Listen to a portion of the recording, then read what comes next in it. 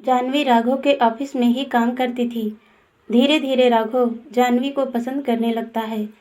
लगभग 1 महीने से जानवी यहाँ काम कर रही थी, पर राघव उसके अतीत के बारे में कुछ नहीं जानता था। एक दिन ऑफिस में लेट हो जाने से राघव जानवी को घर तक छोड़ता है। राघव सर, आप अंदर नहीं आएंगे, आज लेट हो रहा हूँ, कभी और। जानवी के आग्रह करने पर राघव पहली बार घर के अंदर जाता है। सर, ये मेरी माँ है। तब चीकू, मम्मा, आपका मैं कब से वेट कर रहा हूँ, इतना लेट क्यों? मेरी चॉकलेट लाई हो? बाप रे, एक साथ कितने सवाल। ये लो अपनी chocolate. Thank you mamma. Raghav sir, ये मेरा बेटा है चीकू, अंकल को नमस्ते कहो। नमस्ते अंकल। नमस्ते बेटा। तुम लोग बातें करो, तब तक मैं चाय लाती हूँ। नहीं आंटी, चाय कभी और पी लूँगा, अभी मैं चलता हूँ, लेट हो रहा हूँ, कहकर राघव निकल गया।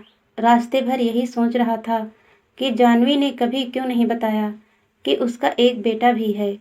अगले दिन, जानवी, तुमने कभी बताया नहीं कि तुम्हारा बेटा है और तुम्हारे पति? सर, 2 साल पहले रजत एक कार दुर्घटना में हम सबका साथ छोड़कर हमेशा के लिए चले गए। तब चीकू 3 साल का था। न जाने राघव के मन में क्यों जानवी के लिए प्यार उमड़ रहा था और उसने आज बोल दिया, जब से तुम इस ऑफिस में आई हो तब से मैं पसंद करता हूँ। तब मुझे तुम्हारे अतीत के बारे में नहीं पता था और आज तुम्हारे अतीत के बारे में जानकर भी प्यार कम नहीं हुआ। क्या तुम मुझसे शादी करोगी? मैं चीकू को पिता का पूरा प्यार दूंगा। सॉरी सर, मैं शादी नहीं कर सकती, मैं अपनी ज़िंदगी में खुश हूँ। कुछ ही दिन में जानवी ने वो जॉब छोड़ दी। राघव ने हार नहीं मानी। उसने जानवी के माँ से उसका हाथ मांगा और विश्वास दिलाया कि मैं जानवी और चीकू का पूरा ख्याल रखूंगा। माँ के बार बार आग्रह करने पर एक दिन जानवी ने शादी के लिए हाँ कह दी। जल्दी ही दोनों की शादी हो जाती है। नया घर, नया माहौल, पर सब कुछ अच्छा था। चीकू भी राघव से घुल मिल गया था और वो अपने बेटे की तरह प्यार करता था।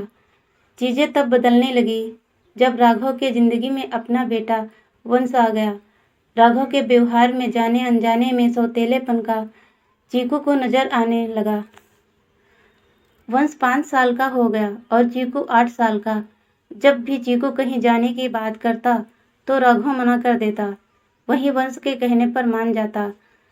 तो चीकू के दिमाग में यही रहता कि पापा मुझे प्यार नहीं करते।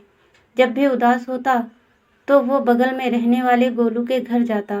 गोलू उसका क्लासमेट था। उसकी माँ पूछती तो वो बताता, तो हमेशा कहती कि तुम सौतेले हो, इसलिए तुम्हारे पापा ऐसा व्यवहार करते हैं। चीकू गुमसुम रहने लगा। राघव के व्यवहार में उसे अपने लिए प्यार नजर नहीं आता। एक दिन जानवी चीकू को गोद में लेकर दुलार करने लगी और पूछा, बेटा, कोई बात है क्या? तुम इतने गुमसुम क्यों रहते हो? पहले तो चीकू कुछ नहीं बताया, लेकिन बार बार पूछने पर बताया कि पापा मुझसे प्यार नहीं करते हैं ना, मैं उनका सौतेला बेटा हूँ, इसीलिए वो मेरी बात नहीं मानते और वंश की बात मान जाते। 8 साल के बेटे के मुंह से ऐसा सवाल सुनकर स्तब्ध रह जाती है। आपसे किसने कहा? वो सीमा आंटी कहती हैं। नहीं बेटा, आप पापा के समझदार बेटे हो और वंश आपका छोटा भाई। नासमझ है जो जिद में रोने लगता है, इसीलिए पापा को उसकी बात माननी पड़ती है, जैसे तुम मान जाते हो। कल तुम्हारे खिलौने के लिए वंश रो रहा था और तुमने ना चाहते हुए भी दिया। वैसे ही तुम्हारे पापा को भी ना चाहते हुए भी वंश की बात माननी पड़ती है। सच में पापा मुझसे प्यार करते हैं? हाँ बेटा, बहुत ज़्यादा। और वो जानवी के गले लग जाता है। जानवी को लगने लगा कहीं उसने शादी करके गलती तो नहीं की, पर अब चीकू के दिमाग में ऐसे विचार ना आए, इसके लिए मुझे कुछ करना होगा। राघव, मुझे आपसे बात करनी है। हाँ कहो। क्यों ना हम घर बदल दें? अचानक घर बदलने की बात क्यों कर रही हो? यहाँ पर सबको पता है कि चीकू आपका सौतेला बेटा है। नई जगह जाएंगे तो वहाँ किसी को नहीं पता रहेगा, तो कोई उसके सामने नहीं कहेगा, तो उसके दिमाग में नहीं आएगा कि वो सौतेला है। ठीक है, हम आज ही यहाँ से चले जाएंगे। कल वहाँ सबको पता चलेगा, तब कहोगी कि फिर घर बदल लें। कब तक घर बदलती रहोगी? जाह्नवी रुआसी आवाज़ में। तो क्या करूँ मैं? उसे आपके व्यवहार में फ़र्क नज़र आता है। गुमसुम रहने लगा है वो। अभी चीकू जो देखना चाहता है वही देख रहा है। जाने अनजाने में मुझसे ही गलती हुई है।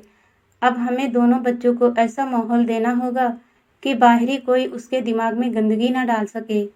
हमें मुश्किलों से डरकर भागना नहीं चाहिए, बल्कि सामना करना चाहिए। सही कहा आपने। मैं चीकू को लेकर थोड़ा घबरा गई थी, पर अब नहीं। अब हम यहीं रहेंगे। ये हुई ना बात। इस बात पर अपने दोनों हाथों की ठंडी ठंडी लस्सी पिला दो। दोनों हंसने लगते हैं।